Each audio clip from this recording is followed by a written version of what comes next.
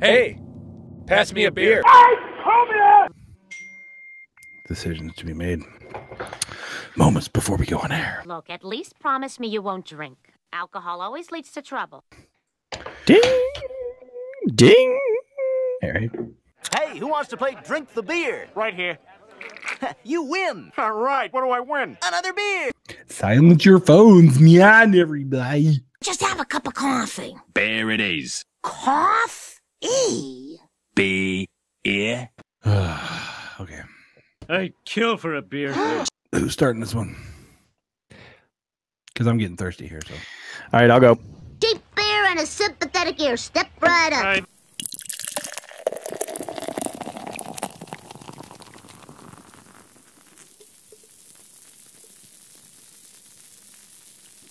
You are clear to go, Chad. Chad is clear to go. All right. Hey, good evening, everybody. It's Chad Jensen from the Beard Hops podcast up in Green Bay. We're live on YouTube tonight, and we're recording a podcast to do another beer review. Down in the Chicagoland area is my co-host, Adam. How you doing tonight, buddy? Hey, how's it going, Chad? I'm looking forward to this. Well, what they tell us is a whale beer, but we'll talk about it in a minute. Maybe. We'll talk about it in a minute. Yeah. Who else you got down there with you? I can smell him. Definitely can smell him from sitting over here. Of course, Jake, you might want to unmute your mic first, Jake. Hello, everybody. There he is. Hi, Jake. I showered since the last time I was a guest. I don't think it's a BO issue. It's not. So you're not using the ball mic tonight, I see. No. Which is a little sad because, well, no, I'm not. But I got this nice little arm here. I feel very radio showy. I'm like, Yeah. He looks a little bit more professional. yes, I'm going to stay a little closer to the mic too. I tend to start to kind of fall back as I get relaxed into the beer. Make out with it. All you got to do is suck face with the mic, and you'll sound great. Well, right there on the screen right there. And he's leaving. No, he was getting something out of the background there. Tonight we're reviewing Zombie Dust from Three Floyds out of Munster, Indiana. This one, we did have Danny in the group. He actually asked that we review this, so we do have this tonight. And what do you want to do first? Let's tell a little bit about the beer first, I guess, before we crack it. Even though I do want to crack this, or do you crack it first? Yeah, either talk about the beer, Right. or let's tell people how we're going to do this. Oh yeah, Jake, do you want to? You're the professional at this. Yeah, absolutely. Thank you. So we're going to go in here. We're going to crack open this beer. We're going to talk about the label, the bottle. Of course, we're going to get into the brewery, but we're going to look at the color and really just get a sense of what we got going on here. Then we're going to take our initial taste, go around the room a little bit. Oh, and don't let me forget, we're definitely going to take a good sniff. Yeah. Can't forget the sniff. Sniff. Yeah, and then we'll go around the group here and get some initial reviews, thoughts, tastes, smells, and of course get our first rating.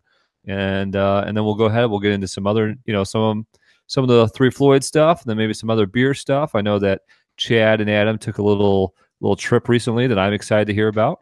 Yeah, we'll talk a little bit about that tonight. You better, because I see a new little hat there, Chad. I'm liking it. I am sporting some merch tonight. Looking good. Yeah, and then later on the show, as we finish up, we'll have a final rating for the beer. And yeah, looking forward to it, guys. Those are the rules of engagement, everybody, for Beard Hops podcast. These are the rules. And you know what? It's kind of slipped into how I drink beer all the time. All right. I just opened the text line. The text line is open. So for those of you who are listening on watching on the YouTubes right now, you can text us at 312-476-9720. Chad, you want to tell us a little bit about our beer tonight? Yeah, Three Floyds, Right, Floyds Brewing, Munster, Indiana.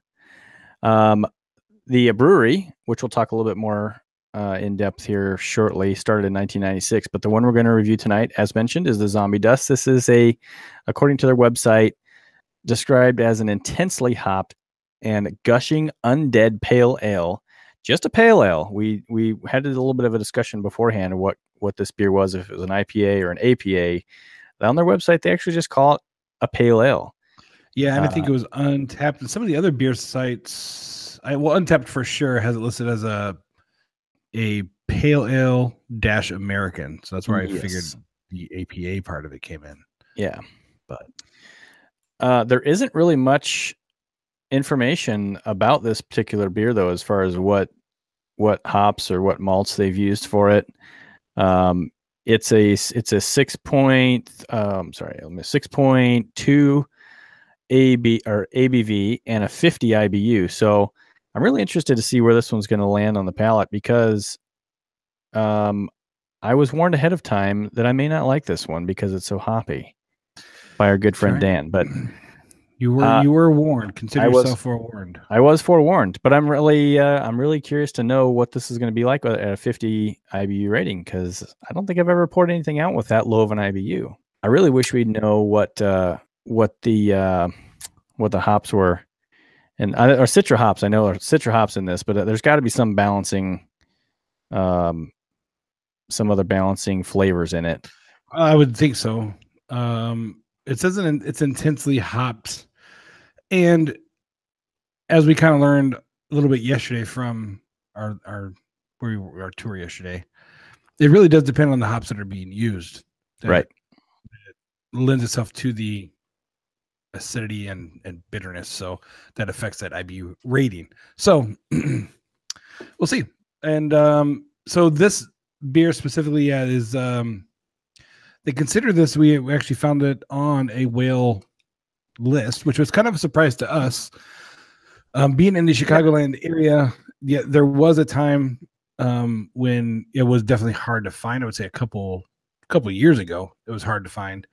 But just for a great example is today, Jake said, "Hey, I want to," we said, if you want to join us, go ahead. And he ran out and was able to just pick up a bottle of Zombie Dust. So it wasn't that hard to find for you, Jake. Yeah, I mean, to be fair, it was a craft beer store I've been meaning to check out, Beer Bazaar, local, maybe 15 minutes away from us, Adam. You had told me about it. You said it was a good spot and they go over there. And I did. They do very often update their beer menu on Untapped. So I did check Untapped, and I saw that just yesterday the owner had checked in that they had Zombie Dust. When I got there, they had probably about 8 bottles. And so I just, it's one of these, what I really like about this Beer Bazaar is you can just grab a single bottle of anything, a single can, anything in the store. So I thought about just buying the rest, but it's been so long since I've had Zombie Dust. I really couldn't remember how much I liked it. So I just went ahead and grabbed one so I could join you guys tonight. But yeah, I mean, so on the one hand, I kind of had some advanced information on the store, the craft beer store. We're having some technical difficulties here with the lights. But yes, it wasn't that terribly difficult to get. And I have seen it randomly, not all the time, but randomly checking out different craft beer stores around here. I have seen it more and more. And I remember, 3 years ago when I first started drinking 3 Floyds, we were, that was like the hot thing between our group of friends is who could find the Zombie Dust, if you found Gumball Head, that was a pretty good deal. And everybody was excited to drink Gumball Head, but it was like a big deal to come back to the neighborhood with a 6-pack of Zombie Dust. Yeah, they distribute Illinois, Indiana, Kentucky, Ohio, and Wisconsin. And I honestly can say I've never seen it at any of the beer stores in Wisconsin that I frequent. I check all the time for some of these bigger beers, and I've never been able to find it. So the one I'm drinking tonight actually comes courtesy of Beer Bazaar as well, I believe. Adam bought this a few weeks ago, and we made a little exchange for podcast beers, and this was one that he gave me. So yeah, exactly. I don't know that I can. I mean, I'm sure it's available somewhere in Wisconsin, but I've never seen it in any of the 3 or 4 stores that I usually visit. Yeah, like Jake talked about before, with everybody in our neighborhood, it was a cool kind of a thing to be able to get Zombie Dust, and you'd have to go you'd kind of start building relationships with the beer store owners in the area, because you'd walk in and just, they wouldn't have them on the shelves, but you just look at them and be like, "You got Zombie Dust?" And then you're like, it's almost like the king, like thumbs up, thumbs down. Like, you're gonna get it or you're not. And even in some places, like I heard some of our neighbors tell the story of like he would walk in and they tell him no, and then he'd go to the back of the store, and then another guy would walk in and he'd tell him yes. So be on the bar guy, the beer store guy's good side. Otherwise, you're not getting it. Yeah, no kidding. But now, I mean, we just walk in and grab it. So Yeah, but we definitely had like the summer of Three Floyds around here. And like if you brought back like Yum Yum or Alpha King, I think it was called, everybody would be like, oh, okay. But if you got Gumball Head or Zombie Dust, I mean, you got Zombie Dust. Yeah. It was like, how you doing? And you just pass it out. So it's been a little while since you guys have had it. I've never had it. Yeah. So it's been quite a while since we've had it. Yeah. Yeah. Let's crack this baby open. Let's crack this open. Yep. And here we go. I like their cap. It's a green and purple Vertigo-ish looking cap with some sort of zombie. Well, not really zombie-ish looking hands, but I mean, Three Floyd's whole thing is like kind of cool. It's like the Dead. Like that's like their thing. So it's a cool cap. Everything they have is this kind of cartoon book, I would say, kind of like writing and and artwork. Everything they have is really a lot like that. So it kind of reminds me of like some graphic novel type artwork. And they have a lot of bottles that have some good color on them. But Chad, how I always know, because you see a lot of different beers these days with some pretty colorful and artistic cans going on or bottles. I always know it's Three Floyds though when I see that cap, that bottle cap. It does stand out. Yeah. Yeah, and I don't know that I can think of another craft beer where they've done such a good job of like, I know that bottle cap. I mean, I might know the logo on the bottle cap, but I don't even have to see a logo on Three Floyds. Like I see that sort of spiral coloring, and I know right away who makes that. Yeah. Right away when you pour it. They point out the artist and the designer on the website. I'm assuming of the label. Tim Seeley is the artist, and the designer is a Zimmer design. So that's interesting. That I don't know of any other website I've been on that actually credits the artists for labels. Well, that's a good job of branding when people know your bottle cap. Yeah, now, for sure. What hops did you say this was, Chad? Citra. Yeah, that's what I was gonna say. It's definitely. I mean, even pouring it, it's a good couple feet away from me, so I get this camera shot on it. Mm-hmm. I can smell, those Citra hops. Absolutely. Chad's got some good head going on there. Got some good head. Here's the color. Very behind a little bit more. IPA goldenish. Yeah, it's a little hazy. Take the light away, and it's that's not the color that you see. Like a brown ale almost. Yeah, it's really nice and golden. Yeah, it is. Dan just texted. He's watching on YouTube. Very nice. Hey, Dan. Dan, I'm telling you, Dan's watching solely to watch you pour this down the drain, Jeff. Yeah, definitely Citra hops. Obviously, I mean that's just boom, like nails you. It's hazy, but it's not like not horrible. Man, whatever. Activity into beverage. Can we sip here, kids? Or you guys still have too much head going on? I still have a little too much head on mine. I'll force that down just a little bit with a little finger love. I'm going to do a little more sniffing. That's just horrible right there. Oh my gosh. How many? Never mind. Let's not go there. Oh my. Yeah, I'm drinking. Going in. Yeah, you guys go first. Take your sips.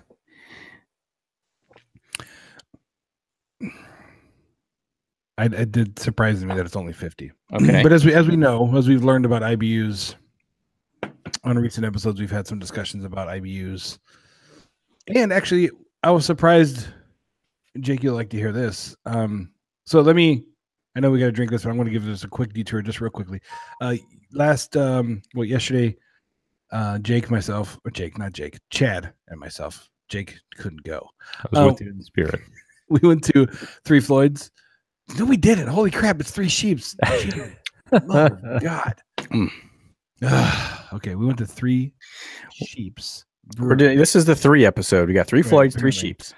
in Sheboygan. And I'll tell the quick part. We're going to talk more about our trip later, but we did a brew tour, and the co-founder was the one that's doing the tour. And Chad asked a question about IBU ratings. And the one thing about his comment that he said is that it's really anybody's guess, that they don't test every beer every time. What they basically do is they know the acidity and the approximate IBUs of the hops that they're using, and then they do the math off of that. And they can send it and test it. Then what they'll do is from time to time is send a batch off for testing to see how accurate they were in their IBU ratings. Right. But most breweries don't sit there and know the exact IBUs. So I'm not going to get into what happened last time I was a guest. And I'm probably wrong. I'm sure there's listeners out there that are like, this guy's an idiot, because I am. But I'm kind of in this place now based off of some details that Chad was able to pull up where I feel like the IBU rating is meaningless. And I feel like what you're saying right there, Adam, well, it's not meaningless. It's just meaningless to expecting any sort of bitter hoppiness level. So what I'm hearing from you, I mean, if it's funny, like people get so hung up on the IBU, what you're saying is they don't even necessarily, measure that every time. I mean, they'll send something out to check and see how accurate they were, but they're kind of just going off it. Like, I guess all I'm saying is if IBU is so important, don't you think they would be constantly checking that?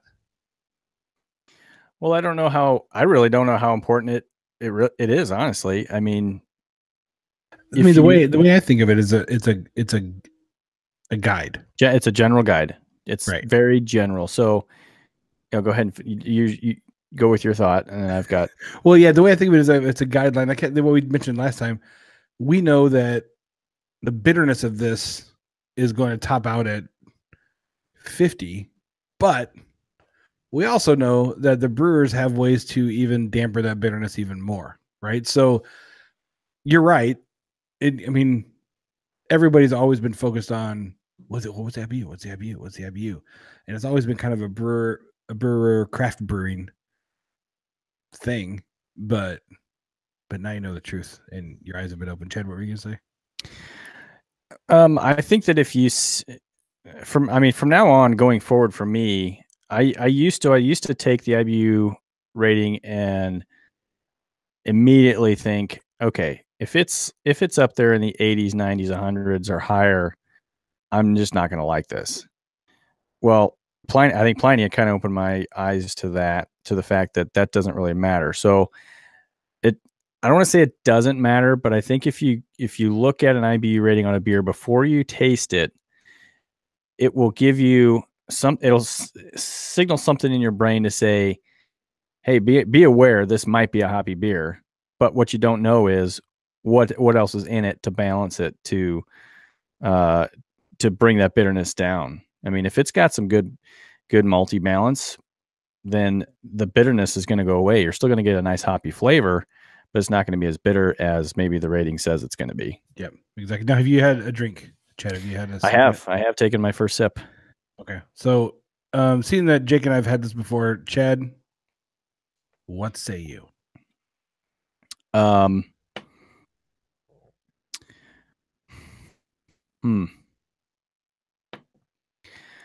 a lot. No, I am trying to compare this. So if I compare it to, I've had a few other IPAs recently. Yep. The best thing I can compare this to, taste wise, in the last few weeks is our Pliny Two Hearted comparison episode. I think this is on par taste wise with either of those two. I'm not blown away by it being a I put whale beer in air quotes. Right. You were, if I remember right, I'm not really gonna say blown away, but you were surprised with Pliny. But I think that was more because of you saw 100 and it didn't taste 100, right? Yes. Yeah. Now, I didn't rate it. I mean, I rated it as really good. Yeah. I rated Pliny at 3.75. But you're talking now just like of overall just flavor, right? Not just bitterness, right? Right. You're putting this on par with Pliny. Yeah. Right? Okay. Yeah. And I'm sorry to disappoint. I'm not going to dump this one out. I'll drink it. It's Sorry, Dan. He's not dumping it. it just does not. It's not so bitter that I can't drink it like that Hop Stupid was. That beer was so bitter. I just couldn't balance it at all. Yeah, I couldn't take it. Yeah. And this one, I want to know what the balance is in this beer, because it's hoppy. It's a little bit bitter, but it's not. It's really hoppy. It's got a really nice citrus smell to it. I really wish you knew what the other ingredients were. It smells delicious. I actually think this smells better than Pliny or Two Hearted. Well, yeah, they definitely did a good job with the late edition hops. Yeah, I agree. It smells really good. Jacoby, you've had this before, but it's been a while. What are you thinking over there, kid? Yeah, it's been quite a while, and I could not really remember at all what I felt about this beer. And that was well before I was Untapped, so I had nothing to sort of look back on. I will say right away, the aroma, very, very citrusy, it's pungent, but it's nice. It's a good smell. And that it follows that up with the taste. Right away you get hit with sort of a citrusy, punch right there. But I think it's good. And I think what's interesting is, gosh, I like saying the word interesting, is you expect it to turn into like an IPA, like sort of a hoppy IPA, because the citrus kind of feeds into that. But really, you're not left with, I don't have any sort of bitter aftertaste at all. I do think, in terms of beers that we've had on the show recently, I think they are similar to Pliny and Two Hearted. I would say more citrusy and less bitterness in both of those. I'm actually enjoying this quite a bit. I think this is something that I could sit here, because I like a good IPA, but I can only have so much of that really hoppy taste and that bitterness before I need to switch to something else. I think I could have a couple of these. This has come out of the gate strong for me. This really begs the question for me, before we jump over to Adam here. And maybe we should see what we can find on the show here, is what the difference is between an IPA and just a regular pale ale. I mean, I know there is a difference, but this one tastes like this one tastes more like an IPA than Sierra Nevada's hazy little thing did the other day. Yeah, and that's a New England IPA. It's a little different style, but it's still along the same idea.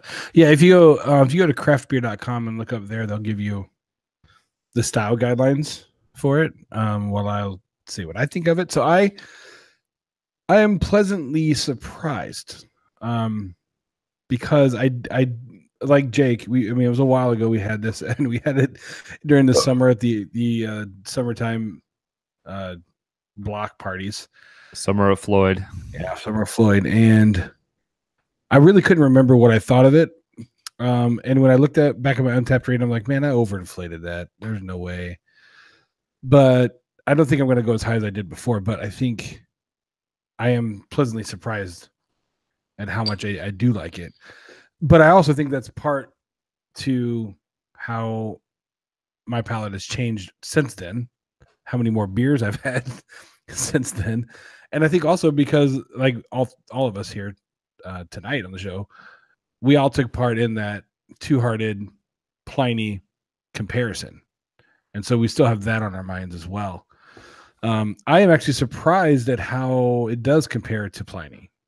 It's not, I would expect it to be completely different, especially because this only has one hop. They only use Citra in this. They don't use any other hops in this beer. So, yeah, I'm pleasantly surprised. Chad, what do you think you're going to go for an initial rating out of the gate? I'll give it a 3.5 on first taste. What did you give Pliny on the first one? I can't remember. 3.75. It stayed at 3.75 the whole time. Yeah. Jake? I think, like I said, I didn't rate this when we had it a few years back. I think my palate has changed, and if I had rated it back then, my rating now would be higher. I'm going to come out at a 4 right now. Nice. AT? 4 coming out strong at the 4. Look at you. Nice. Well, I would say I am. Let me take a drink, kids. All right. Well, he takes a drink. The national untapped average is 4.4, and the national beer advocate average is 4.59. So it's a really highly rated beer. Yeah. I would. Go ahead. Sorry. I was just gonna say I would prefer this beer to Two Hearted. Ooh, I don't know about that one. What about Hop Slam? Oh man. Ooh, I rated Hot Slam. I want to say like a 3.75, but Hot Slam's really damn good. I need to go pick up another case before it's out everywhere. Yeah, I would take Hop Slam over. Yeah, I would take Hop Slam over all three, but Adam, you haven't given.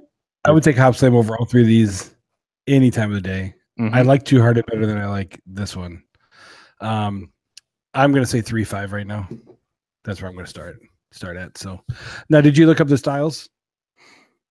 Yeah, really, there is just one technical difference, and it's essentially comes down to the IPA being more assertively hopped, and it's just essentially a stronger version of the pale ale.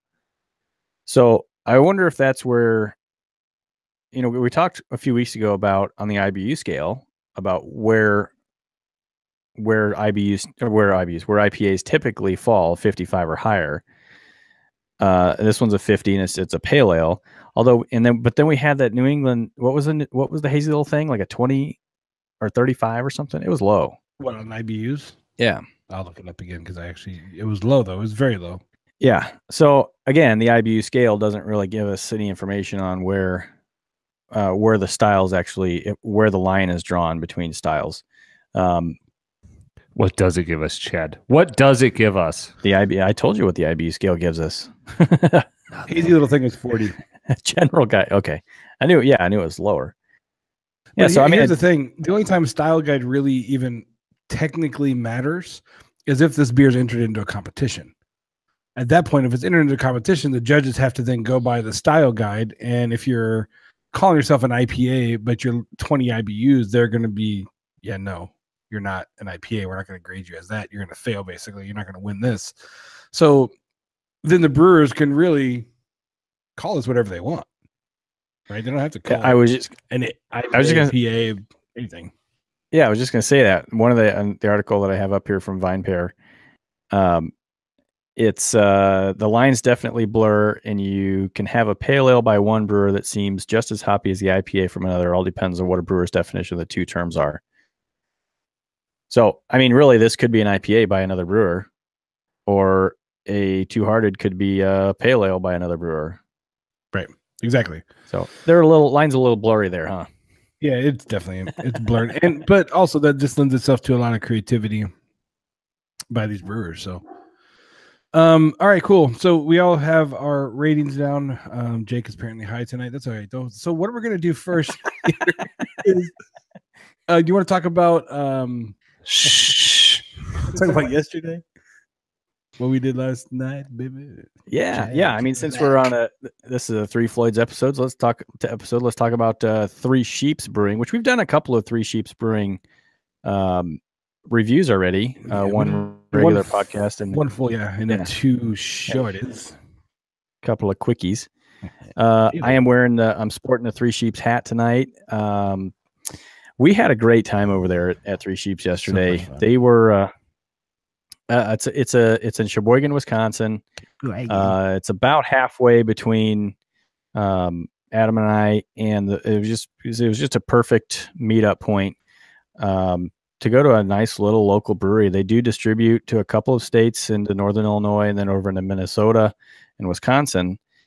So they're not I wouldn't consider them a regional brewery. Yeah, except that's it. They don't hit Indiana or Michigan, right? It was just not even down into central Illinois. It's just northern Illinois. So limited distribution, but they make some fantastic beers. We met one of the owners. It's co-owned. We met James yesterday. We met a couple of the guys that were working the bar there. Dustin Hoffman. Dustin Hoffman was there. Dustin Hoffman. Super nice guy. He's a little younger than I thought he was going to be, but yeah. We tried to get him to do Rain Man. He wouldn't do it. I don't understand what's going on. Yeah. I wasn't really expecting to be working at a brewery either, but that's cool. No, these guys are really, really, really fun. We sampled some awesome beers.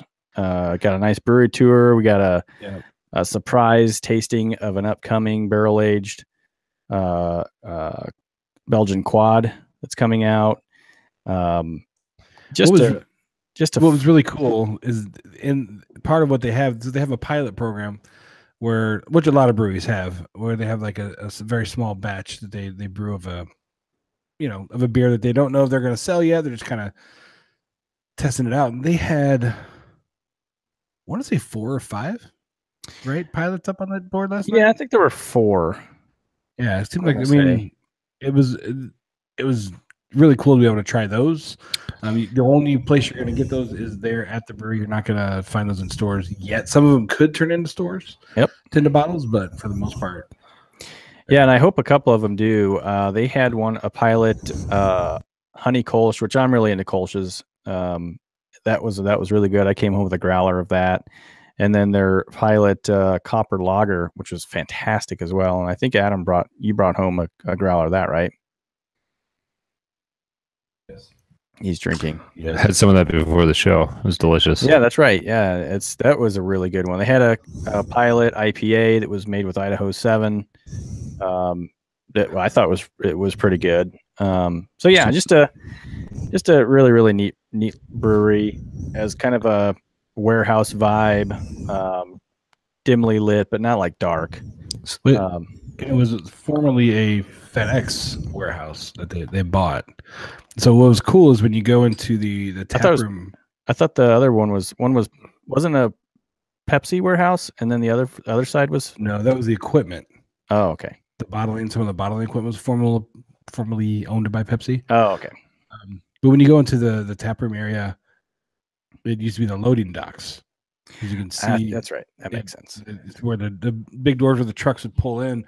So the back of the bar was the back of the dock, and you have, so that was really cool. And it's a very, like you said, it's a really good vibe. We got to go into the barrel room and see all the barrels. We learned quite a bit, actually. I mean, there's actual barrel brokers, which I didn't know about. Yeah. The people who go and buy, X amount of barrels from different whiskey distillers, and then they'll sell them over to the beer guys, and they'll come back to the beer guys and buy them from the beer guys to then be sold back to whoever else wants to do. So they'll go to this barrel broker and say, look, I'm looking for a whatever barrel, and they can ask for a specific whiskey. But he had said if they ask for a specific whiskey, it can be much harder to get the amount of barrels they need for the beer. But as long as the whiskey that was used in the barrels are pretty much of the same kind, like they know it's about the same kind, they'll go ahead and use that, and they're going to mix it together anyway. I didn't even know there was barrel brokering going on. I'd never heard of that, so that was cool. And that's probably why, Adam, you see a lot of stuff say it's barrel aged, but they don't specify what the kind of whiskey was or what the kind of bourbon was or the rye, because they weren't able to get all of one. They got like a couple that were very similar. How big was the barrel room? How many big room, a lot of barrels in there? Well, we did have that picture on Facebook, but that was only half of it. Yeah, there was plenty more space to put. I mean, they have a big space to do barrel. And this is a newer space for them. They had moved over here. They have they outgrew their first facility. Yeah, they have plenty of room, which is really cool. It's funny if when we went to Lakefront Brewing and we saw their bottling line, like this bottling line looks so different compared to theirs. But he even admitted this was a complete Frankenstein project, that they just put this thing together and got it to work. They have a couple guys there who are really engineering minded and put this whole thing together. The equipment very well. It's all used and borrowed equipment. I mean, like you said, some of it's from Pepsi, some of it's from other brewers that they got, and they just Frankenstein that shit together to get it to work for what they need. So it was really cool.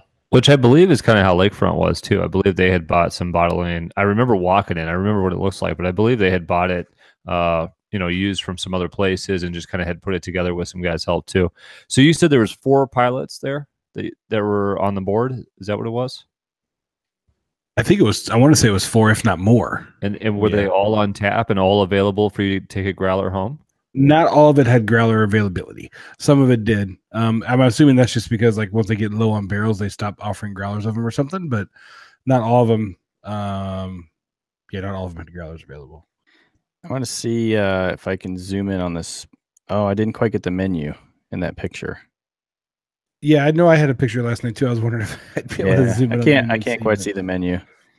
But yeah, it was really cool, and it was very cool of James, the co-owner, co-founder, to come over and just kind of he sat down with us. We were there with our ladies, and he just kind of sat down and talked to us for a little bit. And we asked a few questions, and he just it was really kind of cool. He just came over to hang out with us for a little bit. Yeah, so yeah. I mean, we talked to the bar staff, which the bar staff does other things in the business. They're not just the bartenders. The Dustin Hoffman is he's their brand guy, the brand marketing guy or whatever. But there was some word spreading among those that were working the bar. They got to James, and he came over and he says, "Hey, I hear you guys do a podcast," and he sat down and talked with us for a little bit. So yeah, that was really cool. And we might have an opportunity coming up in a couple of months to go back over there. They've got an anniversary party coming up, and we've kind of shot the idea to them to say, "Hey, what if we came over and did another podcast here at the brewery, and just talk with James and Greg." I think the other owner is Greg, and just kind of get to know them a little bit on the show, and maybe talk to some other people that are visiting for the day, and just celebrate that day with them. So it was. We've been to many breweries before. This is the first brewery we've been to for personal / podcast reasons. And I think we will have a lot of fun visiting breweries in the future. So, we're not going to be, we love Three Sheeps. We love their beers. We're going to continue to review as many other beers as we can. But we'll start to develop some relationships here with the breweries around us and just enjoy some time with them. So it was a good day. So, Chad, I heard last thing about this Three Sheeps, or at least for me, is but I wanted to hear from you guys. Adam was telling me that you got to taste something on the tour there that was pretty special, and I actually had a rye version of that at home that I was drinking. If you want to, Veneration. Yeah, Veneration. That's a the one that's bottled right now is a rye barrel aged Belgian quadruple, and that's a really, really good one. I think you rated that quite well when you drank it the other day. They've got a bourbon barrel aged version of Veneration that they're working on, and that's what we were able to. They have a couple of nails in the barrel that they pulled the nail out and just gave us each samples directly from the barrel, which was amazing. That's awesome. So did you just kind of get down and stick your mouth out, or he wouldn't let us do that. I think there were a few people that tried. And actually, the people that tried to go up there with their they walked up to the barrel with their cup in hand, and he's like, "I'll take your cup. I'll take care of the pour." Just hold the barrel. It was pretty cool. I think it's one of the first times I've been on a tour where they give you a drink out of the barrel. That's fun. Really I've never experienced that before. That's the first time for me too. So that was really cool. Adam and I a couple years ago did do a distillery tour, and we drank some gin that was right off the still, and it was like 100. Nice. And I don't even know what the proof was, 140 or something. Because they still need to, like, I don't know if the word's dilute or they just need to continue refining it with water and other things. Like, it wasn't a finished product, but it was that was a fun experience. And what was funny is that I took that shot of 100 million proof, whatever, and I took my hat off, and all of a sudden I had hair. It was crazy. Like, hair just came out of my head for the first time in years. That was pretty funny. Thank you very much to everybody at Three Sheeps. It was a lot of fun. You guys have a great facility there, and like Chad said, April, right? 21st. Yeah, April 21st. They've got their anniversary party that day, and they're going to have some special So I think special beers on tap and available in their pilot program. And if anybody listening is in the Sheboygan area that weekend on the 21st, stop by. Come see us. Well, even if you're in Chicago, I mean, it's well worth the drive. It's totally worth the drive. Yeah, it's a really cool place. Easy drive, right? Adams. It was straight up 94. Yeah, except for that one road that Wisconsin you need to fix that. What road was that, Chad? Oh, yeah, 43 between 43 Milwaukee and just north of Milwaukee, just past Port Washington. Horrible. It's like you're driving on a washboard. Yeah, that's Interstate 43 too. Seriously, Gina looks it's like, terrible. Did we lose a tire? Like, no, that's the roads. Yep, it's really bad. I was in downstate Illinois for a second, so yeah. Thanks a lot, guys. So let's move on. Let's talk about Three Floyds themselves, because in doing some of the research here, I was actually surprised at what I learned about Three Floyds. So I didn't know that at one time they were called, and I'm not going to say they were believed to be, but they were called like the best brewery in the world. Apparently, back in 2011, a Washington Post article came out that said Floyd had won over the Geek Elites and has been making the best beers on the planet for 4 to 5 years. And they were going off of that because on ratebeer.com, they had over 1 million beer reviews that were logged. And so apparently that was like number one on the website. And so I contend, because again, this being a whale beer surprised us. And so that's why I contend maybe that kind of led to a little bit more of the mystique. And maybe before we get into that, Adam, I'm just looking. Rate Beer did top 100 breweries in the world. So on their 2017 list, Three Floyds was not in the top 10, but they were definitely on the top 100. And they were the only brewery from Indiana. Who was one? You know, I went to the breakdown. All it does is it lists out the top 10 and then it lists out the others. So you guys tell me if you know these. I know a couple. Hill Farmstead Brewery, Cloudwater Brew Co. Wait, was that Hill Farmstead thing number one? No, this is just the top 10. I'm just going to say that they don't rate them 1 to 10. They just have the top 10. Well, you can talk to Rate Beer about that. So Hill Farmstead Brewery, Cloudwater Brew Co., Trillium Brewing Company, Ale Smith Brewing Company, Cycle Brewing, Omni Polo, and this is worldwide. So I don't, I'm assuming some of these are not in the U.S. Other Half Brewing, Cigar City Brewing, which I'm going to try and hit up first week of March. Yeah, I heard of them. They're in the Tampa area. Yep. McKellar, I'm assuming that might be international. And then the last one on the top 10 was Evil Twin Brewing. So, but Three Floyds is definitely on the list. And so are, beers from some of the other places that we've talked about, Bell's and Founders and this, that, and the other. So anyways. Cool. Yeah. Three Floyd's been around since 1996. So they've been around the block for a while, 22 years. Yep. And it was opened by brothers Nick and Simon and their dad, Mike Floyd. That's where you get the Three Floyds from. So one of their top beers, though, which Eric talked to us about, was Dark Lord. And they have Dark Lord Day every year. That's their Imperial Stout, right? The Russian Imperial. Yeah. Oh, man. They released it every year. It used to be at the last Saturday in April, and they moved it recently to mid-May. And they also recently changed it so that the attendance at this event is limited to 6,000 pre-sold tickets. And the reason they had to do that is because it got so out of hand with how many people would show up to Three Floyds that the local police department asked them to start limiting. Really? Yeah. It got so bad that the police were like, we can't handle this. You can't do this anymore. So they limited to 6,000 pre-sold tickets. They did announce it for this year as well in March, but they haven't announced tickets. And tickets are normally, I think Eric said they're usually $180. And just so you know, before resale, right? Is that face value? Guarantee you anything. What do you mean? So apparently in years past, they've sold these tickets for the 180-ish. People went there, stood in line because they had the tickets, and then got nothing. Three Floyds ran out of the beer, or what they were promised as part of the tickets. Three Floyds did not have. Oh man, but that pissed some people off. Yeah, and also in the past, Three Floyds would say, "Okay, you're going to get the Dark Lord beer, and then there's these 3 or 4 other we're going to pull out of the cellar for people to have." Well, people would get there, and then they've changed what was coming from the cellar, or they've changed that you're not going to get them for free. You got to pay for them now. So, Eric was saying he's not going to go, but now he recently was texting me saying he's thinking about going to Dark Lord Day, and I was like, oh gosh, I think my wife would kick me in the nuts if I said let me spend a meeting.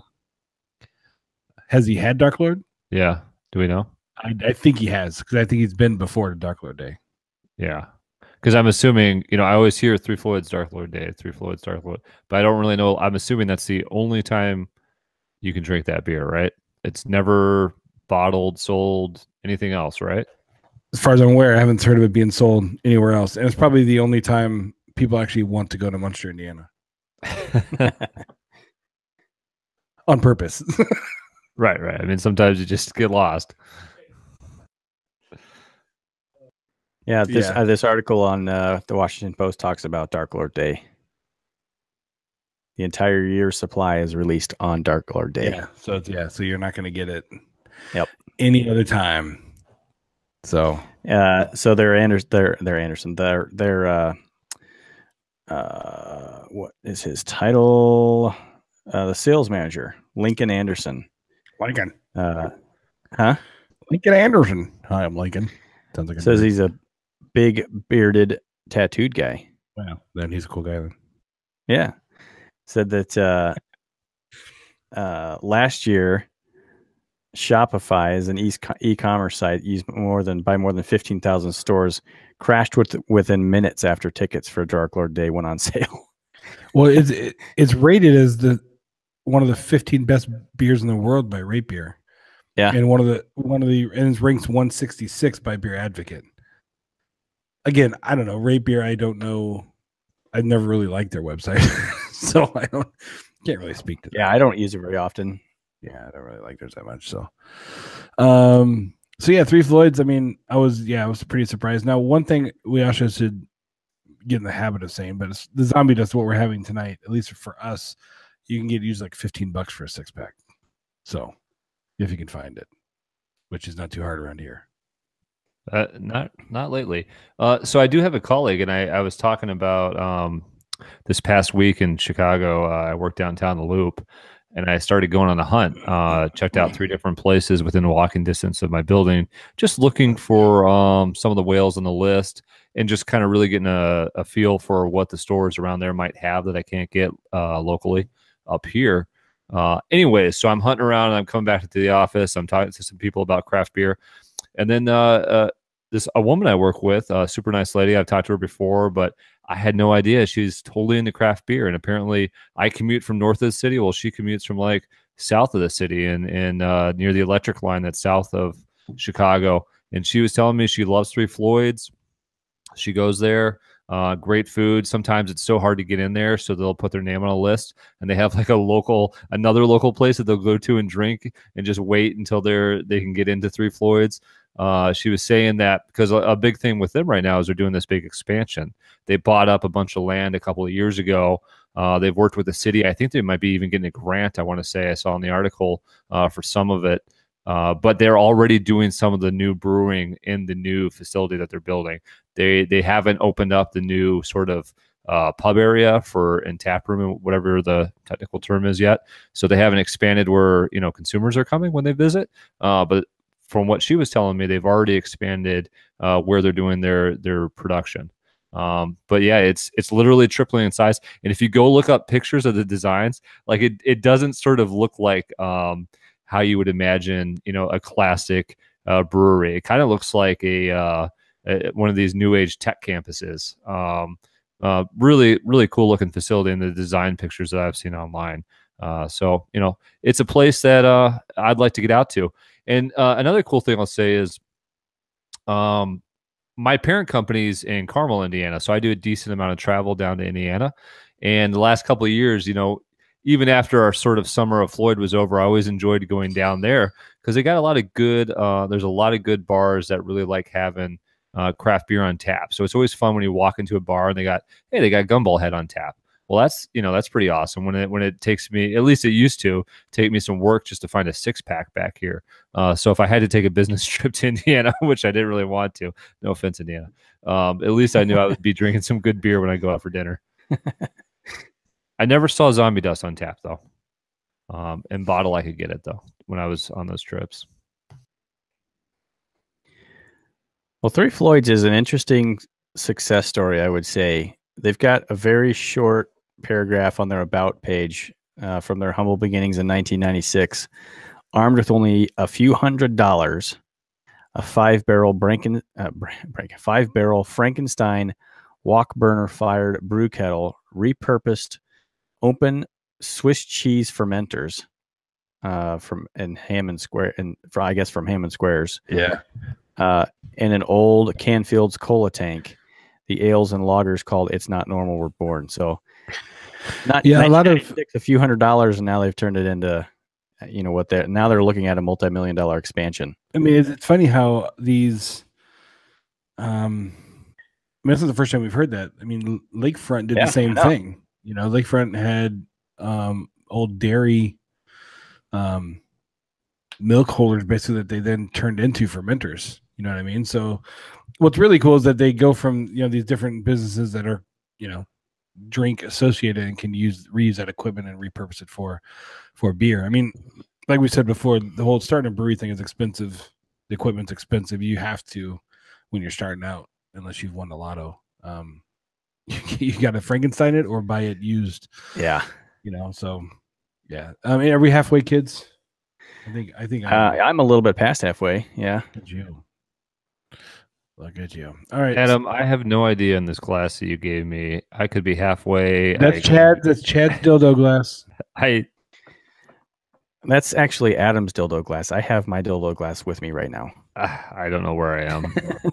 I don't think this glass was washed before I used it. Well, Chad used it first and gave it to me. And then... But yeah, they're saying this. They're looking to construct a glass-walled campus that includes a larger brew pub, a retail space, new offices, outdoor dining, parking, and then a significantly larger brewery. Is there an amusement park?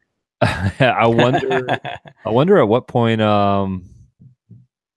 they get so big that I still don't know. Did you guys ever figure out what the number of barrels were to maintain yourself as a craft beer? We did, but I don't. Yeah, I don't remember. I'm sure there's Google could tell you. If only there was a device. But can you shut your pie hole now so we can talk about the halfway point and then we can talk more about it? Just tell me, is this the halfway point, Adam? What am I looking at here? You're almost to the ribs. Okay. For your pleasure. There we go. Jake, what say you at the halfway point, sir? What are you feeling? What are you thinking? Are you still humming away at your overemphasized rating? No, I mean, I continue to taste, mostly the citrus smell. It's got a nice citrus aroma and taste to it. And like I said, you start to get that drink and you feel like you're diving into a IPA. You sort of sense this hoppiness coming. But there's no bitterness. There's absolutely no bitterness aftertaste. I think it just kind of mellows. If anything, this might be going up for me. I might be looking at a 4.25 right now. Wow. See, I definitely get, as it warms up, I'm getting more bitterness afterwards, after I swallow. So I'm definitely not with you on there. Cadillac. I like this one as much as Pliny and Two Hearted, so I can't not rate it the same. So halfway through, I'm actually going to come up just a little bit as well, and go to 3.75. Yeah, boy, coming up. I'm coming up. What did I say? I said 3.5, didn't I? You did. Yeah. Yes. Yeah. Coming up. Sounds like you were going down. You wish. I'm gonna hold. I'm holding. Staying right there. I'm holding. I'm gonna stay right here, right there, right now. It is, as it warms up, I do taste a little bit more bitterness from me. Yeah, I would agree. As it warms up, it is getting a little more bitter. Yeah, but it's not so bad to where it's not drinkable for sure. Jake, you look like you wanted to say something. I'm trying to decide, once again, we've already talked about how it's certainly not as difficult to get as some of the other whales. But I am wondering to myself, should I have bought more? I mean, not being considered an IPA technically, do you think that I could have, is this one I still want to drink within 3 months of getting? Yeah, especially with its 100% Citra hops, you don't want to sit on this. Okay. At all. Yeah, you want to drink it when you get it. And you're not, I mean, and I haven't seen you be able to buy this in 12 packs. I mean, you can get a 6-pack and you're able to drink that pretty quickly. So, because what I'm thinking is, I want to drink this on a hot day. I want to. For sure. I mean, that's what the whole IPA thing. To me, the IPA is that hot day beer. Didn't James give us the number of days that he would not age anything over? Other than the barrel age series, didn't he say IPAs no more than 120 days, which I thought was a long time, and anything else not barrel aged 180 days. Right. Really? Anything else not barrel aged 180? Yeah. Huh. But also, what was funny, I don't know if I sent it to you guys. I'll have to do it later tonight. But I actually found there's a video somebody tweeted of the guy from Stone Brewing. Was it Greg? That was his name, right? Yep. Greg Koch. Koch,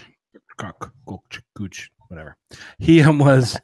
There was a video of him at some type of a beer event where they asked him about aging, and he said that he used to really be into aging and cellaring beers. Like, it was something he did quite a bit of, and he said now more recently, he doesn't. He tells people don't cellar it. He's like, drink it, enjoy the beer. And what he actually said is, if you have a beer that you found that you like and it's ageable, it's cellarable, like these barrel aged beers.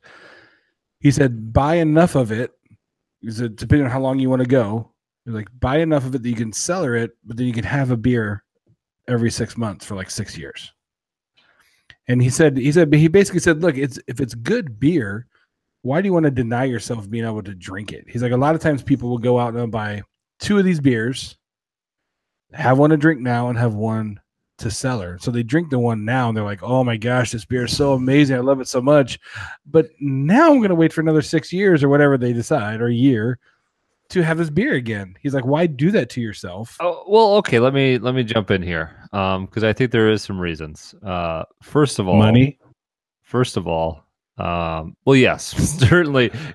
I can't necessarily buy 12 of my favorite beer, or can I even find 12 of them? Yeah, or can you find them? Yeah. So what I will say, shout out to Chatter up there in Green Bay, Chatter with the Hail Mary pass last week. So, like I said, I had been sort of hunting around down Chicago trying to come up with something, trying to, maybe impress these boneheads with something I was able to find in the city there. So not gonna happen. So I strike out, right? I check out 2 places, strike out, go back to my desk, begrudgingly go back to work. And then, of course, while I'm gone, shit blows up. So I'm sitting there, I'm working. I hear my phone going off with Marco Polos and texts and whatever. It's dinging over there. But, I was just in the trenches taking care of some shit after I'd been, walking around for an hour. So finally I look at my phone and Adam's like, dude, did you watch Chad's Marco Polo? I'm like, no, I will watch it right now. For all I know, he's just about to moon me. I mean, who knows? This could be. You never know. That's you never know. You never know. So I open it up. Well, Chad up there, a little, I don't know if it's a little Green Bay leprechaun there or whatever you want to call it. He goes and checks out a store. It's like Valentine's Day. It's Wednesday. He's going to get some twice baked potatoes. Getting a nice little dinner going. That's all I was there for. And of course, he goes to some supermarket I'd never heard of, Festival Foods or something. Yep. Chad, go ahead and tell the fine people what you sent me a picture of and what I now have in my possession because of you. Yeah, so this is not. It wasn't what you think he sent a picture of. Well, tell them to not what you sent me later. Earlier in the day when I was at the store. Yeah. Yeah. So not typically what you would find at a Festival Foods liquor store, but they actually have a fairly decent selection from time to time. But I was not expecting to find what I found. So I walk over to the pint section, and The suspense is killing me. What's it gonna say? I don't even look. I immediately looked straight at it. It's the first thing I saw, a bottle of CBS. What? No. So I saw it from like, I don't know, 15 feet away, and I beelined it for the cooler. Quickly looks Just around to and see the base. see how much. In my mind, like you saw some other guy lock eyes on it too. Then you both looked at each other, and then you just raced and you like threw No, him into like a bunch didn't of happen. boxes. That didn't happen, but I did get called a name. In my mind. I did get called a name later after a guy saw what I was buying. So there were 3 bottles of CBS on the shelf. Grabbed those. Right next to it were 5 bottles of Surly Darkness, which was released that day. Which I've been looking for, Chad, and haven't been able to find. Yeah, and you won't. I'm sure it's all gone by now. I grabbed the 3 bottles of CBS. I grabbed 2 bottles of Surly Darkness. I probably should have bought more, but I was already buying 3 bottles of CBS. And when what turned out to be 4 bottles of CBS, because I went to check out, I said, "Do you have any more?" And he said, "No, I don't think we do." Actually, hold on a second. Actually, he goes over to a cabinet, and there's a bottle of CBS that's got some guy's name on it who said to hold it. And then he called that morning and said, "No, I'm not going to be able to come get it." So that's how I ended up with 4 bottles of CBS. And I should have bought the other darkness, the Surly Darknesses, but I was already up to a couple $100 at that point. So I didn't want to walk out of there with everything that they. And then he got home and his better half was like, "But where are the potatoes?" I did remember the potatoes. As I was checking out, a guy walks in and he sees the bottle of CBS and he comes over and he grabs it, takes it out of the carrier thing, and he's like, "Where did you get this?" And I'm like, grabbed it out of the carrier. That's like touching your child. I would have slapped him. He took it out of the carrier, looked at it. He's like, "Where'd you get this?" And I'm like, "I'm sorry, I bought everything they had." And he goes, "You bastard." And I said, "Well, there's 3 bottles of Surly Darkness left over there. I didn't buy all those." He's like, "All right, well," so he went and grabbed those right away. I would offer to sell to him for a couple $100. Oh, so after we did our our CBS KBS, I was chatting up CBS with the wife and all the fun I had and this, that, and the other. So she starts looking it up online just to see like what it would cost to get a bottle of CBS for me.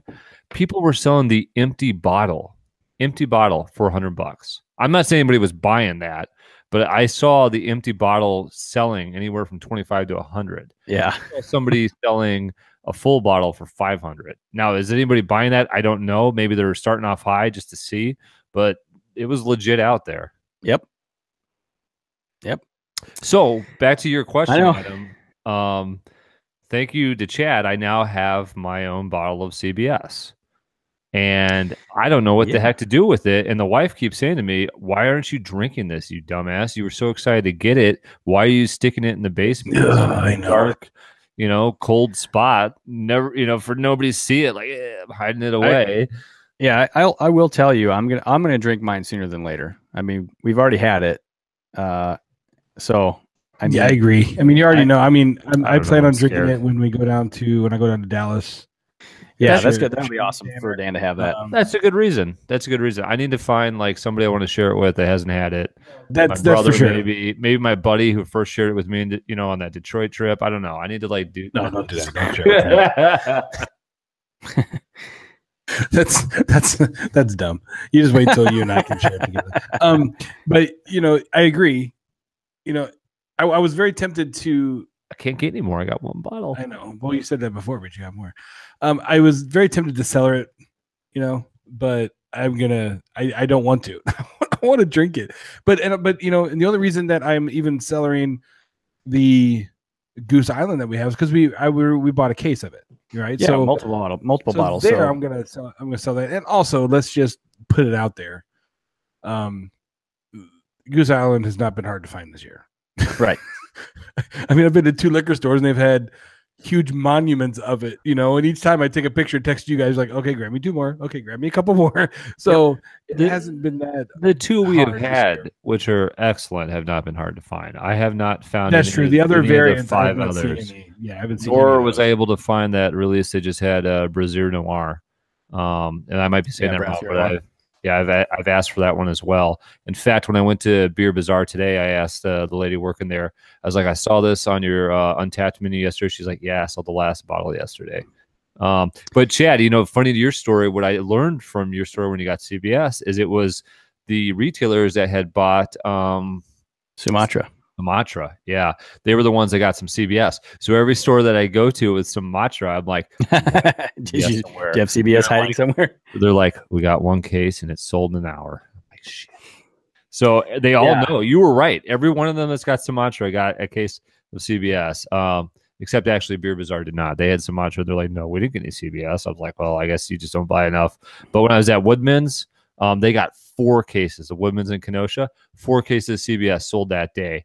When I was at Antioch Liquors, they got 1 case of CBS sold as soon as they put it out. Yeah, it and doesn't Antioch last Liquors long, had told me the same, that they were surprised to get the CBS, or not the CBS, but the Goose Island. They didn't know that they were going to get more.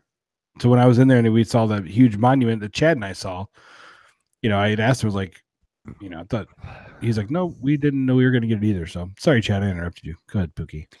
No, that's okay. No, I'm just saying the same thing, that the CBS that was at Festival, I was surprised that it didn't go in one day, but Festival's not really a place that you normally find CBS. I mean, like Ridgeview Liquors, yes, absolutely. Woodman's, yeah, you probably would. Festival, I never expected to find it there. So they had a case, 12 bottles, 8 had sold the day before. I bought the last 4 the second day. And then the Surly Darkness got there that day and it sold. I went back the next day and asked, and they said, yeah, it all sold in one day. So when this stuff shows up, if you're not there when it happens, and by a stroke of luck I was, it's so what is Surly Darkness? I honestly haven't even looked it up yet. So explain, if you could, for me and the fine folks listening at home or at work or in the car. Oh, it's a Russian Imperial Stout, barrel aged.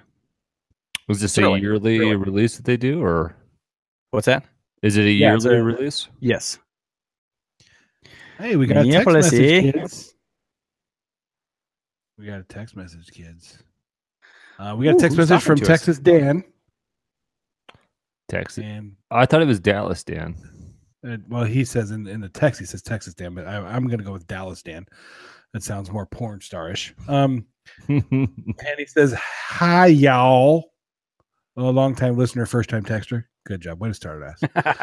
For someone like me who has not had the privilege of tasting CBS or even seen it on the shelf, tell me how it is sold. By the pint bottle? ? What does it typically retail for when I find it? Love you guys. Keep up the good work. He said Texas Dan, but it's Dallas Dan. Dan. So yes, it is a pint bottle. And how much did you pay there, Cadillac? Wait a minute, which one are we talking about? CBS. $22. Paid $24. Yeah, so it's usually 22 to 24 ish. That's what it retails for. The first bottle I think I paid $25 for at Ridgeview, and then they were $24 at Festival. Right. Yeah. So a little as a popularity. Well, maybe not popularity, but I'm surprised were you at a different store? Never mind. So yeah. And if you just Google, you'll see the artwork. I mean, it's a Canadian Mountie on a horse on the bottle. So, thanks for the text, Dan. Thanks, Dan. Just to bring this back so we can close out the Surly Darkness thing. I was looking at the 2017 numbers. The 2018 that we have is the Russian Imperial Stout, 12% ABV. It's a massive Russian Imperial Stout that brings coffee, cherries, raisin, and toffee in a barrel-aged limited edition that spent 3 months aging in Woodford Reserve rye whiskey barrels. Oh, see, they know where they got it from. Yes. So that will be on a, we're setting up another Saturday marathon podcast day. Speaking of promoting crap, since we're talking about that, also, as we've mentioned a couple times, we also do quick reviews. So not this long format, hour plus podcast. If you're not down with that, if you go to our website at beardhops.com/find us, and you go to our either our podcast, or you can also find them on YouTube as well. We do all of these podcasts that you hear are also up in video format over on the old YouTube. So the quick videos are generally 3 to 5-ish minutes, where either Chad or myself will review a beer, not nearly as in depth as what you see on the podcast. So if you don't have time to stick around and hang with us on this, you can definitely check those out YouTube or we're going to be cranking some of those out on a regular basis. We've got several to do. My favorite chat is your Friday morning beer review. That gets me, and I always listen to it at work now. It's like part of my Friday now. But then I just want to. I'm like, how much do I have to get done today? When? Yeah, no, it's like colleagues notice if I just had a little beer in this water bottle. Well, you don't need to use a water bottle. Just bring a coffee mug. Yeah. There you go. Yeah. So every Friday morning, we would release Chad's Friday morning beer review, because it's Friday and you want to drink. Friday. Did you see the last one where he's dancing? Yeah. Oh, that was great.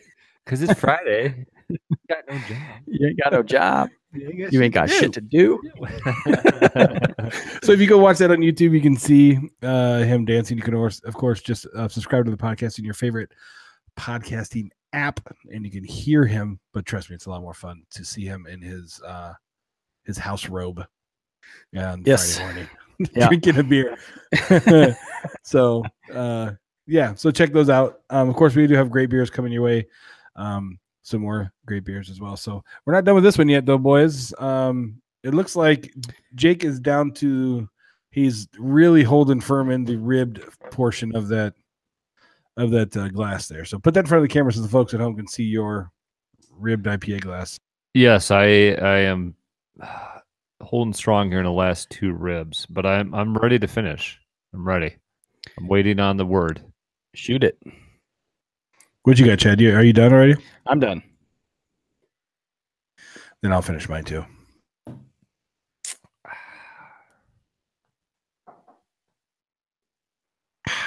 All right, boys. All right. So that one is done.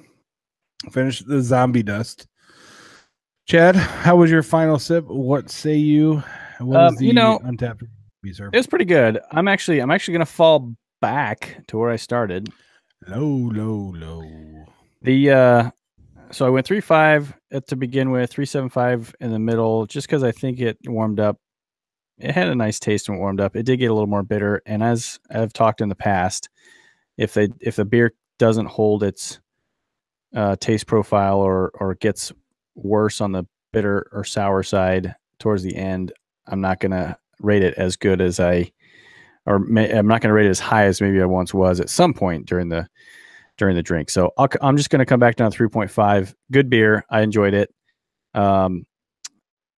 It's hoppy, not bitter at all, but it was bitter, but got a little more bitter towards the end, but not so bitter that I couldn't drink it. So Chad, if you saw this one, if you were out looking for beer and you didn't have one necessarily in mind, and you saw this, would you pick it up? Oh yeah. Yeah, absolutely. Okay. Jacoby? I think I'm going to drop down. I'm going to fall back to my original rating, 4. I'm going to stick with the 4. The 4 feels right. Like it's better than most beers, but it's just not. 4 feels right. That's right. That's about right. Not quite into that. It's not any farther into that elite group. It's a good beer. What I want to do is I want to drink this again this summer and give it another rating and see how it tastes then. But I'm going to go with a 4 right now. Oh man. It's always good having Jake here because I can just make motions to him when nobody can see what I'm doing. Inappropriate motions. I'm glad our listeners aren't seeing this. Make sure it's off camera so nobody can see. Refresh Refresh my memory. Take a shower. You're gonna do that before you leave. So, refresh my memory. I was at 375. Am I right? Is that what I was at last time? I think you were at 3.5. I thought I started at 3.5. Oh, you're right. I was at. No, you held. You held it. Yeah, you did. You held. You hold the line. Good. I'm staying 3.5. Staying 3.5. I would have it again. But I do think there's better IPAs out there. I think that's what kind of makes me not want to go any higher. So, yeah. I mean, it's better than I thought I remembered, if that makes sense. But yeah, that's where I'm at with it. I feel I'm looking through on Untappd my friends ratings on this. Oh, by the way, I've had two other Three Floyds beers other than this one. I've had the Robert the Bruce, which I rated a 4. That's a Scotch Ale wee heavy. And then I've had the Space Station Middle Finger, which is a 4.25 for me. So this is actually the worst rated Three Floyds beer that I've had. Not that it was bad. It's just it wasn't. I didn't like it as much as the other ones. This is still a good beer. I'm sorry, my hand was in front of the camera the whole time I was talking. It was. Yeah, really good work there. You're such a professional. We had the Space Station recently, and I'll say this much: it's worth getting just for the bottle. That bottle's great. Oh yeah, that's why. That's the whole reason for getting us for the bottle. What is it? I don't even think. Do I have it up here? I don't have it up here. Well, what I was saying was, friends on Untappd. Everybody has rated this a 4.25 or higher that I'm friends with on Untappd, except for Dan. He rated it a 3. And Adam, I know Eric rated it. You rated this at 3.25 back in April 2015. Yeah. And originally, my very first time in 2012, I rated it a 4.25. So wait a minute here. You've got some cleanup to do on your Untappd. I got cleanup to do everywhere. Tell me. Shut up, Jake. Don't unmute that mic, you little bitch. I know what you're going to do. I saw him moving up to that mic to talk. He's like, nope, just shut up. Don't even. We didn't talk about beers we've had this week, but we don't necessarily have to do that on every single episode. Well, the problem is if we talk about every beer you've had this week, we're going to be here for like another 45 minutes. You could do best and worst. Yeah, that's true. I've brought that up to him before, and he doesn't like doing that. I could tell his voice. He's like, yeah, we could do that. Right. I want to go through the entire list of everything I've had. I only had have to go through 23 this week. I don't have to. No, 1, 2, 3. Well, yesterday was heavy. Carry the 2. I only had like 18 since the last time, but that was yesterday. Yesterday at a brewery, we do a flight. Do it. I love this guy. How many did you have today while you're watching your NASCAR? Was he watching? Are you NASCAR? No, I'm not an NASCAR fan, but I like watching the Daytona 500. So I did watch the 500 today. That's what he says. He likes NASCAR. The rest of the year, I really don't care about. That's the one time he drinks Coors Light is when he's watching NASCAR. No, I only had 2 today. I had a Saison and a Casper, and it's National Wine Day, so I had a glass of wine with Brittany, and that's it. It's National Wine Day, and I have kids that wine enough, so I figured that was good. And they did really good today at it. So, yeah, I had too many beer options to drink wine today. All right, well, let's do it real quickly, Chad. If you can do it real quickly, Jake, go first, because by the time we get to Chad, if Chad goes first, nobody's going to want to hear what we had. So.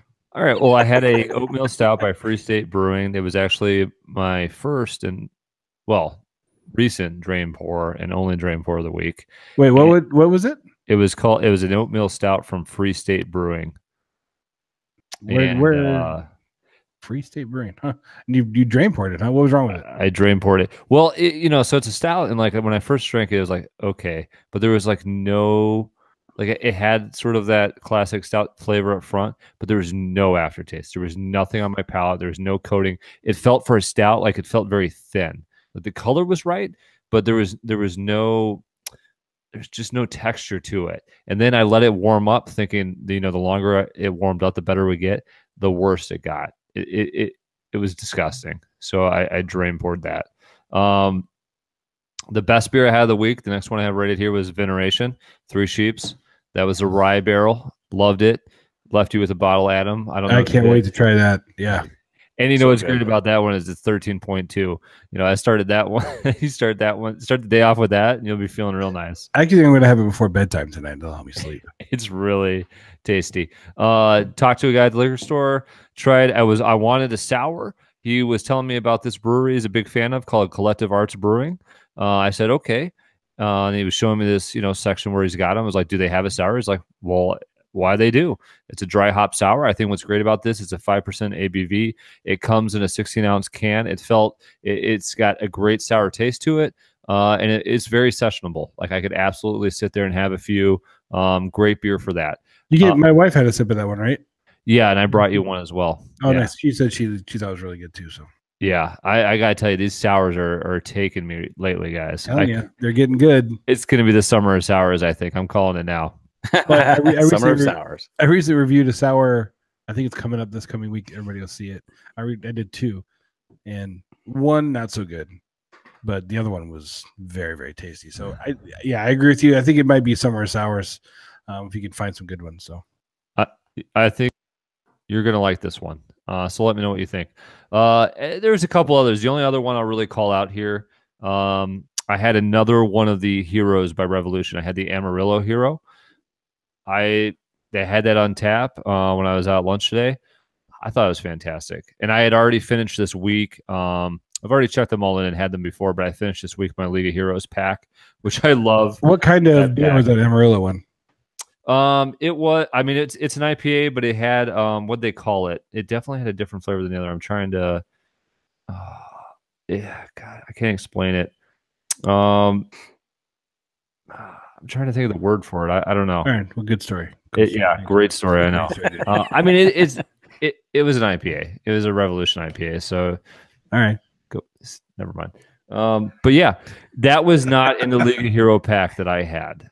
So I had not had that hero before. So the League of Heroes could have different. I didn't think so, but Eric had rated it, and if I'm understanding his rating correctly, because I only had 2 friends that had the Amarillo, and Eric was one of them, and he said he mentioned the League of Hero pack. So it sounds like he had a League of Hero pack that had Amarillo in it. Mine did not. Because after we tried yours, I just didn't look at them anymore. But if there's different beers in them, maybe I'll try to check them out. But well, why didn't you look at them? They're damn good. I'm moving away from the IPAs, sir. Okay. But a question to you guys, and maybe you don't know the answer to this now, but I was trying to look at this when I was at Woodman's, because I don't necessarily like getting a 6-pack of a beer I've never had, which is why I really like the 4-pack size. But something I was going to ask, maybe you guys could, not necessarily this episode, but future episodes, let us know. If you see any good variety packs by a brewery, let me know, because I was looking at some of the variety packs that they had at Woodman's, it being such a big, just a big ass store with a lot of options. And I almost bought a couple different ones because that's more fun, especially since I like checking in a lot of beers. It's funny because we go to Costco each week and have all these variety packs at Costco, but they're like huge ass variety packs. And I'm like, I don't want that much beer that I don't know what I'm getting. Well, if you see a brewer that you really are interested in, text me and I could split it with you. Well, so Chad, I was going to mention this to you. Costco has what they call a craft beer variety pack, right? And it's the Costco Kirkland brand, which I've never. So you don't know who brewed it because they put their name on it. And I'm tempted to try and review that for the show because we have no idea what this beer is that we'd be getting. We would just, but they have the Kenosha one has like New Glarus variety packs, and they have Summit beer variety packs. That's one I think I text Chad the picture of because it looks like it's really cool. It's like a suitcase, and you open it up, and then it has like a huge overlay that says Summit on it. It's pretty cool. Anyway, okay, so for me this week, all the Three Sheep stuff, of course. I'm not going to mention every single one. The one that I really did like, the 2 that I really liked at Three Sheeps was the 7-legged cartwheel. That was a Sours American Wild Ale. That was good. Sours. Was that a pilot? Do you remember, Chad? You were a couldn't- pilot. Oh, I know I couldn't get a don't growler remember. of it. I couldn't get a growler of it, so I wanted one. And I heard you, so shut up. The other one I gave actually a 4.25 was the Bourbon Barrel Euphoria. That was the first one we had when we walked in and sat down. Oh, yeah, so good. It's an American style bourbon barrel aged 8% ABV. Man, that was a way to start off a day. That was really good. At lunch, we also went to this Irish. I think a Irish British or pub. British pub. British pub. Yeah. And the first time I'd ever had O'Hara's Irish Stout. And that was very, very good. I give that a 4. That was an Irish dry. That was really, really good. Yeah, and other than that, it's other podcast stuff that I'm not going to give away, so I'm not going to tell the rest of it. So, all right, Chad, why don't you go ahead? We will put our heads down and just wake us up when you're done. I'm not going to take that long. This is like Heads Up 7-Up. You ever play that? Don't look at my feet under your desk. No, I won't go through all of them. I'll just hit the highlights and one low light. Veneration had that this week as well. 4.25. Awesome beer. Bean Flicker Blonde by Oddsides Ales. This is a blonde ale with coffee. You guys, I know you're not listening to me. We are listening. We are. We're counting. I'm just confirming. Did you say Bean Flicker? Bean Flicker. Bean Flicker Blonde? Yes. Okay, back as you were.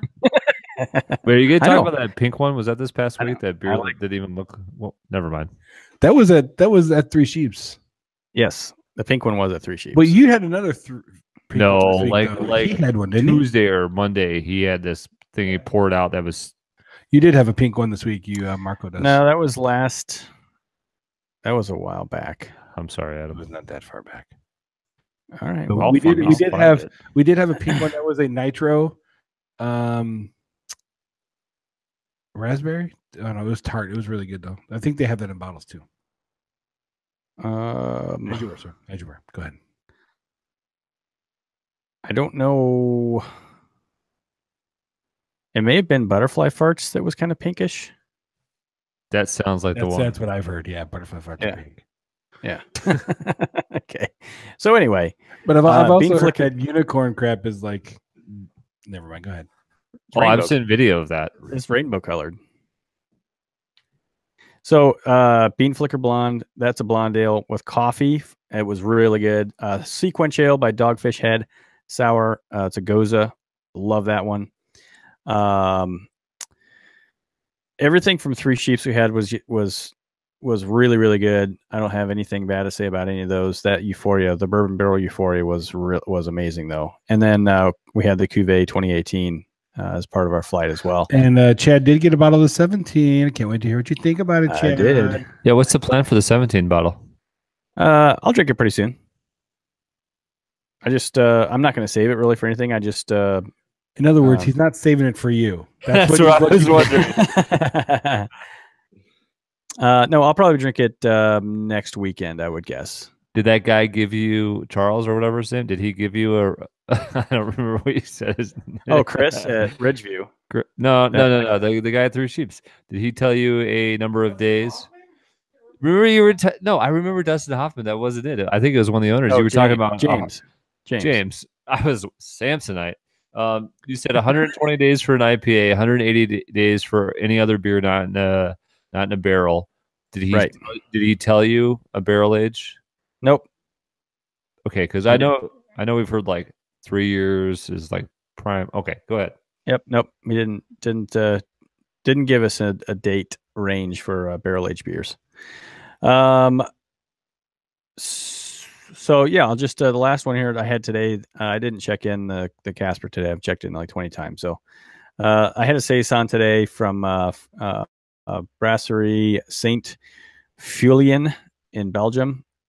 That was I didn't drain it, but it was a 2.5. I just didn't really. I just not feeling the saisons. I like the wild ales and the gozas, but the saisons I'm just not feeling it. So there were more, but those are my highlights and the one low. Turn your mic on, Adam. So you didn't have any drain pours this week? I did not have any drain pours this week. Oh, No. that's good. And it's called the Nitra Berry. That's what we had. That's the pink one we had. Yeah, that's the pink one we had at Three Sheeps. I That was forgot really to good. check it in. I just checked it in right now. I totally forgot to check it in yesterday. So I did that with a copper lager. I checked it in like right when I went to bed last night. I gave it a Nitro Bear a 3.75. I thought that was a really good beer. yeah, that's what I gave it as well. That is available though, right? Yep. I think it is. Yeah, it Yep. is. I want to get one of that. Some of that. Mhm. That's only a Yeah, because it's only a 3.5 too. So it's I could drink a 6-pack of that in like 5 minutes or so. yeah, the cardboard pack, the 6-pack cardboard that we brought the glasses home in was Nitro Berry. So yeah, you can definitely buy that. Man, you're so much smarter than me. Are we done? Is that it, That's it, man. I don't have anything else. Jake? Jake? Just looking at his phone, playing some stupid game. No, I was trying. I think there was a different beer that Chad had that really struck me with the color. Crush. I can't find it, so I'm good. Well, all right, everybody. Thanks so much for listening. Chad, you want to do the closing here? Go ahead. Close out the show, Chad. Come on. Come on, Chad. All right. Close it out. All right, beer peeps. If you want to find us, go to beardedhops.com/find us. All of our social media info is there, and you can find our podcast on any of the podcasts. Find your favorite podcast site. We're there. We're He's still talking about butterfly farts over here. I don't know. It We're wasn't the also- butterfly parts. There was something else. It was like it looked like a pink highlighter color. We're trying to close out the show here, please. Yeah, we'll keep looking, but we're closing out the show. So find us on YouTube. Give us a subscribe on YouTube. We'd love to have you give us some feedback there. And I think that's it. That's right. Jake, any parting thoughts of lack of wisdom from you, sir? IBU means nothing, and hope everybody has a good week and drink some beers. Please. That should be your IBUs mean nothing. Like you just told the craft beer industry there's no Santa Claus. IBUs mean nothing. Thanks, Jake. All right, guys. Thanks so much again. Beardhops.com/find us as we get everything. So, and stay tuned this week. Of course, there will be something released pretty much every day this week between quick reviews and we're gonna podcast. So, thanks a lot, Yeah. guys. We'll see ya. Bye-bye. We're out. Stop the broadcast. Hit the button.